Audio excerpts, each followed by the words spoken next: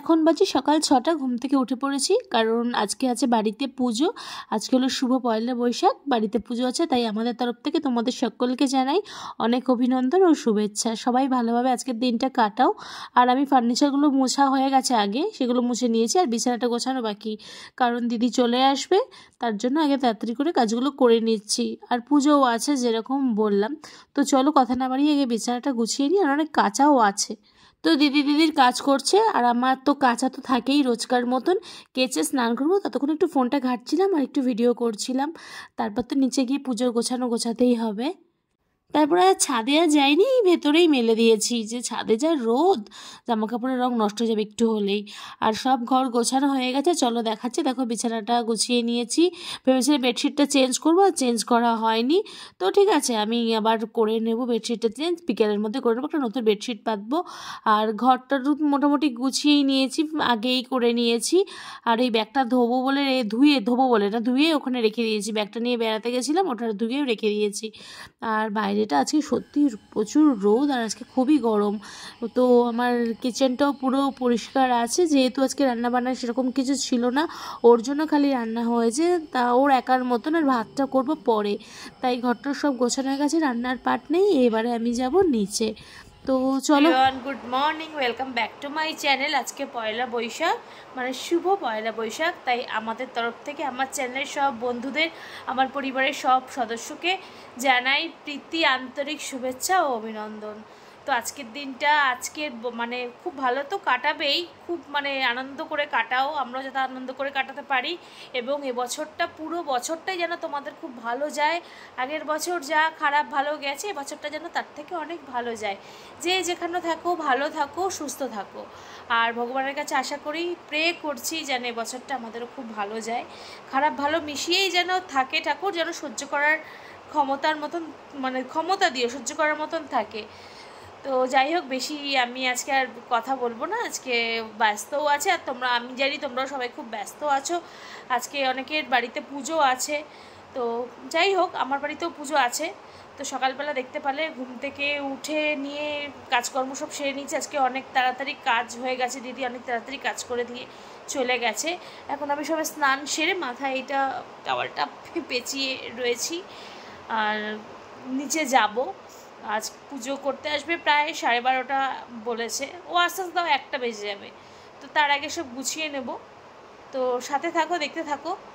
আর চ্যানেলে যদি নতুন হয়ে থাকো, তোমরা যদি যে দেখছো ভিডিওটা, যদি নতুন হয়ে থাকো আমার চ্যানেলে, তাহলে সাবস্ক্রাইব করতে ভুলো না।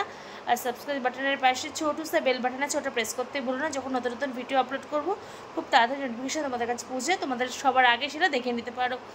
তো তাড়াতাড়ি সাবস্ক্রাইব করে দাও। আর ভিডিওটা ভালো লাগলে লাইক করতে ভুলো না, শেয়ার করতে ভুলো না। আর ভালো লাগছে কি না কমেন্ট করতে জানিও। তো সাথে থাকো, দেখতে থাকো ব্লগটা। তারপর ঠাকুরঘরে চলে এসে মোটামুটি গুছিয়েছি, এখনও গোছাচ্ছি। তার মধ্যে একটু ভিডিও করে নিয়েছি, এখনও বাকি আছে। টুকটাক করে গুছিয়েছি, কারণ ঠাকুরটাকে স্নান করিয়ে ঠাকুরের আসন পেতে বসাতেও টাইম লাগে। আর আজকে লক্ষ্মী গণেশের পুজো, যেহেতু সিংহাসন থেকে বলেছিল একটা জলচৌকিতে রেখে পুজো হবে, তাই জন্য নিচে রেখেছি। আর ফলটল মোটামুটি কাটাচ্ছে, এখনও বাকি আছে। আর এই যে আমার মাকেও একটা জবার মালা পরিয়েছি। আর তারপর আমি পুরোটা গোছানো কমপ্লিট হয়ে গেছিলো, পরে সেটা দেখাবো। আমি ওপরে চলে গেছিলাম, বেল বাজিয়েছে বলে পুরোহিত। এবার নিচে নামছি, এবার পুজোতে বসবে, কারণ অনেকটা বেলা হয়ে গেছে, প্রায় 1:30 মতন বাজে, এতটাই লেট হয়ে গেছে।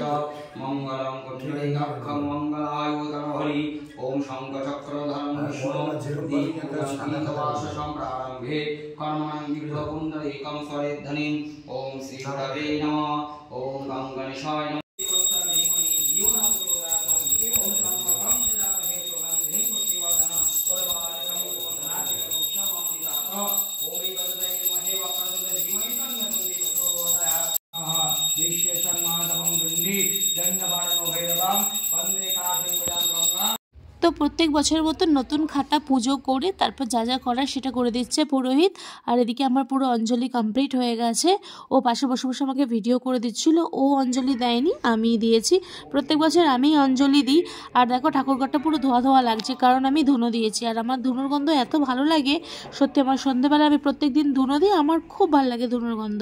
পুজো হয়ে গেছে কমপ্লিট, ঠিক আছে, দেখতেই পারলে খুব ভালোভাবে পুজো হলো। আর এবেলা আমি আর ভাত খাবো না ভাবছি।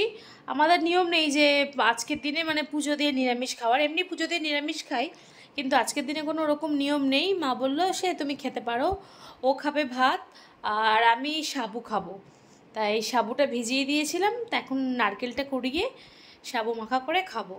চলো দেখাচ্ছি। আর পুজোটা সত্যি খুব ভালো হলো, ঠাকুরের টিপ পরিয়ে দিয়েছে পুরোহিত। দাঁড়াও দেখাচ্ছি। সাবুটা ভিজিয়ে দিয়েছে, আর ছোটো দানা সাবু, আর আমার বড় দানা সাবুটা খেতে খুব ভালো লাগে। ওকে বলেছি, ও ছোটো দানা সাবু এনেছে। ঠিক আছে দেখাচ্ছি, দাঁড়াও। আর সাথে থাকো, দেখতে থাকো ব্লগটা।